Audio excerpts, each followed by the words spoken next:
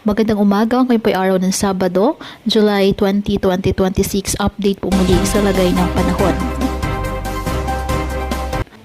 Isa na nga pong ganap na bagyo ang minomonitor na low pressure area sa labas po ng ating Philippine Area of Responsibility. Taglay ng bagyo, ang lakas ng hangin aabot sa 55 km per hour malapit sa sentro at may pabugsong aabot sa 70 km per hour. Kumikilos west-northwestward sa bilis po na 35 km per hour. Posible itong pumasok na ating Philippine Area of Responsibility ngayong araw o bukas ng umaga.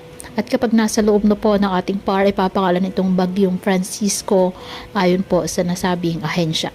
Kaya patuloy po na mag-monitor ng iba po nating weather updates at sa updates ng pag-asa hinggil po sa lagay ng panahon. Ngayong may minomonitor tayong isang bagyo. Samantala patuloy naman na nakaka-apekto sa Central Luzon, Southern Luzon at Visayas ang easterlies.